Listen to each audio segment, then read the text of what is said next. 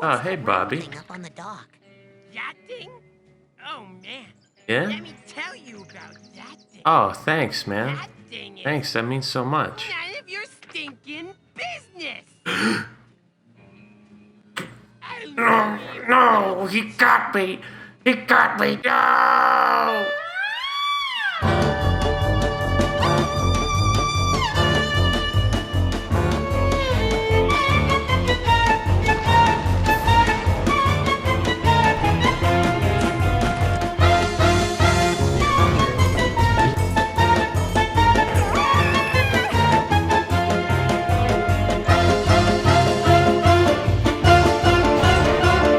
Psychonauts!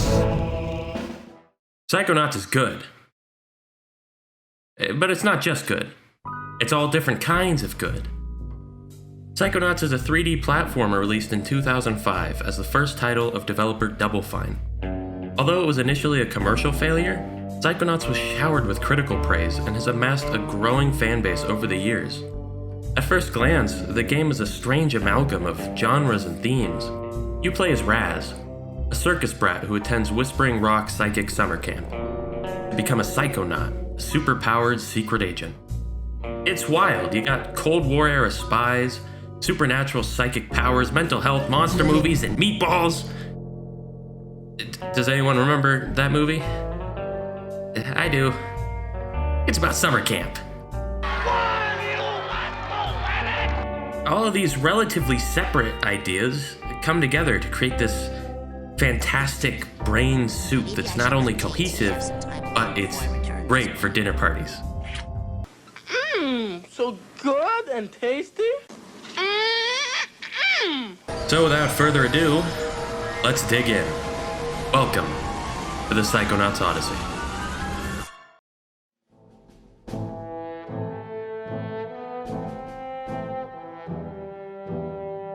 To truly understand Psychonauts, we need to understand where it came from, or more importantly, who it came from.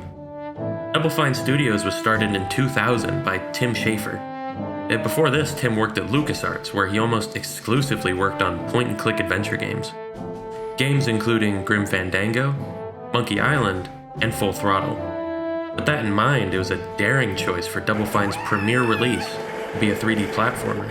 Most of the crew starting out were friends of Tim Schafer's that he brought on from his time at LucasArts, very few of which had actually made 3D platformers before. You have to wonder what it takes to inspire a team of developers to take that sort of risk, and as is the case with a great many works of art, Double Fine's motivation started with a great idea.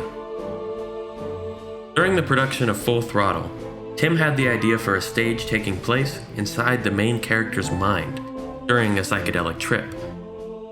While not making it into the finished product, he still held on to that idea for years afterward. Eventually, it evolved into exploring other people's minds, and finally, it all came together at a lunch with some coworkers. And then there was another time where I think we were at a lunch with friends from work, and someone said something kind of strange, and another friend just stared at them and said, "What color is the sky in your world?" So what color is the sky in your world? And I just kept thinking about that phrase. If you could go into someone's world, like what color is the sky in their world? So Tim ran with this idea. He quit LucasArts, gathered up a team, and took a great risk in order to pursue it. With that inspiration backing them, Double Fine was strengthened with a sense of camaraderie. And it didn't really help too much because Psychonauts was nearly a 5-year development and at no small cost to the crew. They were in crunch mode for a large amount of production time and were in a self-proclaimed death march to the finish. Luckily for Double Fine, and luckily for us, Psychonauts was completed on February 26, 2005. Mostly the fact that we are done. And they pull it off. Huh? Is your name Joey? Yeah? Cause I'm gonna call you Slowy Joey. That's not my name. People used to actually call me that. Slowy? I can't hear ya. You're talking too slow.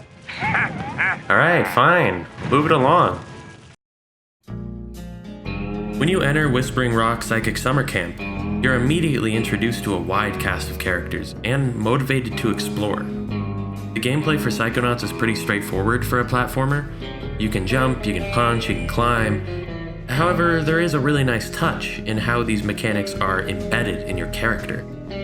As I said before, Raz grew up in his family's circus, and his abilities reflect that. When he flawlessly pulls off a trapeze jump, you know why, and it works to communicate that our main character is special. Not to say that the other campers aren't special though, as perhaps the first thing you'll notice is how much each of the kids at Whispering Rock stands out on their own. Hi, what's the rush? Woohoo! I just love the run! Oh yeah? Is that what you're doing? The summer camp serves as your overworld, and it's one of the best out there. Taking time to explore is not only rewarding in terms of gameplay, but also in terms of your own enjoyment. Gathering collectibles for the camp scavenger hunt lets you see every nook and cranny of the map, and you'll find subtle details spread around, teaching you more about the setting of a world full of psychics.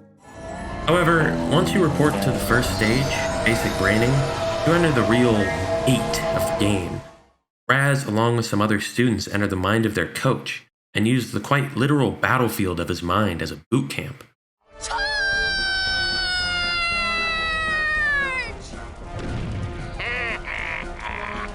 This stage is fun, and it lets you get acquainted with the mechanics and your fellow cadets. Stupid. That thing flying at you, stupid. What's flying at me? Bobby Zeltz's foot, that's what! You stupid new kid! Yeah! As you may have guessed, each level moving forward takes place in a different character's mind. Collectibles are a mainstay of platformers, but the collectibles in Psychonauts are used to interweave story and gameplay. Figments of imagination are sprinkled through each level, and they really flesh out the style of each mind you explore. Emotional baggage is personified as little prying bags that you need to sort. But it really gets interesting when you find the mental vaults. When you open a vault, you're welcome to an insight into the character through a slideshow of memories. The vaults range from fond reminiscing to their deepest and darkest secrets. For example, Coach Oleander's first memory vault shows his many victories on the battlefield. But if you return to his stage later with a particular power-up, you can discover his second memory vault, Oleander's Shame, where it's revealed that he never actually got into the army, and his pride was built on lies. Every mental stage throughout the course of Psychonauts has this additional depth of character building, which is translated to us through gameplay and collectibles. You begin with exploring the minds of your Psychonaut teachers, Sasha 9 and Mia Vodello. But as the plot to steal the other campers' brains is revealed, Raz travels to the insane asylum across the lake and delves into the minds of its neglected patients. While your teachers' minds were controlled and more like classes, the minds of the inmates are complete chaos, which allowed Double Fine to realize some really cool concepts. I think the best and most popular example would be the mind of Boyd Cooper, the Milkman Conspiracy. What were you doing in the cemetery? Are you a grieving widow? Where are your flowers? What did you find in the mausoleum? Who is the Milkman? This level is a favorite among fans, and for good reason. Boyd in the real world is a paranoid conspiracy theorist, so his mental world is a culmination of that. The normal suburban landscape is twisted into a spiral of undercover secret agents and surveillance bushes. Everyone and everything is watching you. The level design is made top-down, starting from the art direction and the concept, down to the gameplay elements. I mean, it sorta has to be, because no programmer would ever opt for this design. Well, at least not a sober one. There's something in the fridge that might help you see the world like I do. Sorry, I don't drink. Before noon, I mean. This all comes back to Schaefer's original inspiration. What color is the sky in your world? Your goal in each level isn't just to defeat a villain, but to understand all the aspects of the mind you're a guest in. What inner conflict is causing them such distress in the real world? In Boyd's case, that's the milkman. To share candy with everyone. To obfuscate the true nature of the milkman. To protect the milkman at all costs. Who would harm the milk or threaten to reveal his secret objective. Go, girls! Protect the milk! I am the Once you beat milkman. the stage and My release the milk is milkman, delicious. back in the real world, Boyd has changed. Your actions inside his mind have given him some sort of clarity. I make sure no evidence is left of anything except for milk. Even if that clarity isn't good, it's still productive. Sorta. And Raz has still learned about Boyd in a meaningful way. From there, you meet plenty more people at the asylum, including a retired actress, a painter with OCD, and a giant mutated lungfish. Linda. The lovely Linda.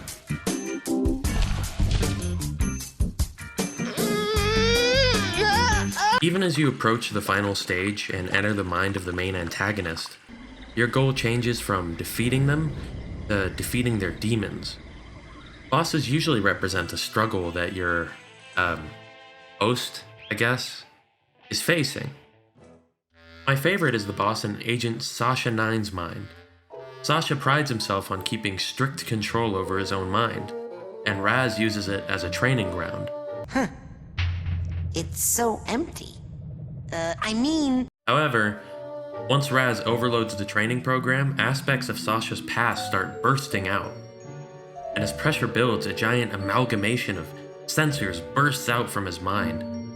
Despite his strict control, as soon as Sasha's inner mind was shared with someone else, it was overwhelming, even for him. Rasputin, it's time to earn your merit badge. The best part about the world and character building of Psychonauts is that you may not even realize that it's there your first time through. There's a lot of subtleties that are hidden behind simplicity. In Mila's mind, you travel through an endless dance party. It's one of the most lighthearted stages in the game, with people dancing, and the boss is just a friendly race with your fellow students and Bobby fucking Zilch. Oh, come on, no! Oh, darling, you looked good, but sometimes Oh, the day of reckoning will come, Bobby. you try the race again. It will come. It's lighthearted until you sneak into a hidden room out of your way. In there, you find a memory vault and this. Darling, what are you doing down here? The party is upstairs.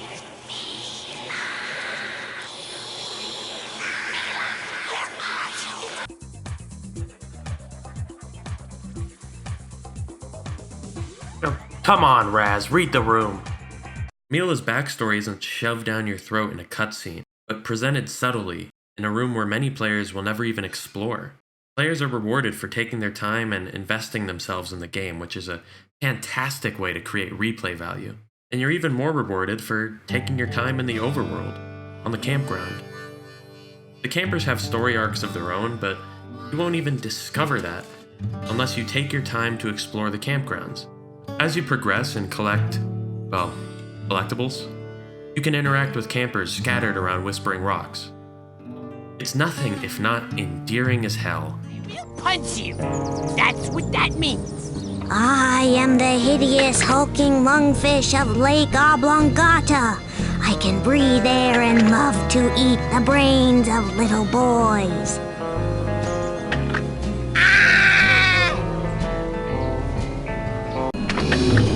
That was rad! Thanks. You're pretty rad too. Oh, that's so cute. That's staying in. I love it. Dogan learns to control his powers. Maloof finds a best friend. Bobby Zilch gets laid. Nils doesn't get laid. I can honestly say that the best way to play Psychonauts is to take your time and get to know each and every member of the cast. Because at the bottom line, that's what Psychonauts is about. Getting to know people.